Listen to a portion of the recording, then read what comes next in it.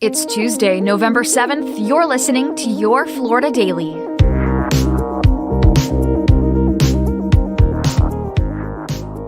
I'm Katrina Scales.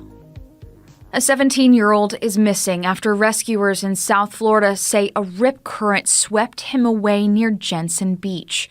Martin County Fire Rescue says they've been searching the ocean for Nick Alensi since yesterday.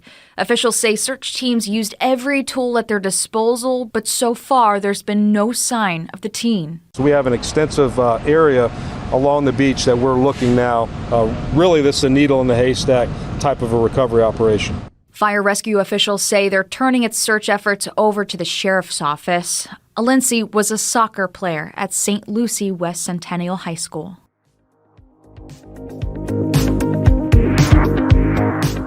It's Election Day in many cities across the state, and one of the biggest races decided today will be Orlando's mayor.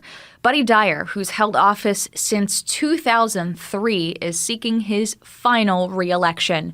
He's going up against former Orlando Commissioner Sam Ings, business owner Tony Vargas, and Marine veteran Steve Dixon. It's an off-year election, and officials say turnout has been low, meaning each vote could make a big difference. Meantime, the Florida House is expected to pass several bills today that brought them to Tallahassee for a special session. Among the legislation is a bill showing support for Israel amid its ongoing war with Hamas.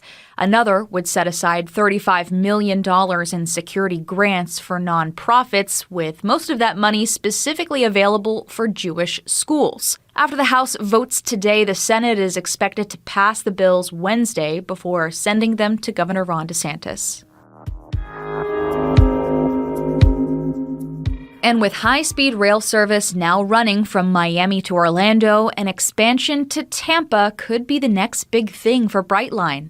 Leaders from the Bay Area got to ride the train yesterday, stopping at multiple stations along the way.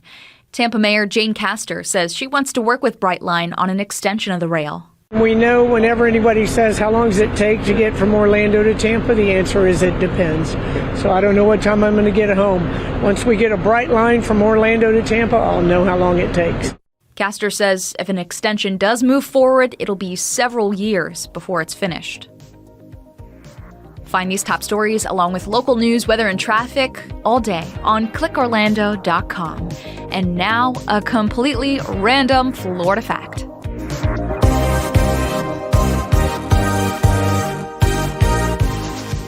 The Odyssey 2001 strip club has been a Tampa landmark since 1971.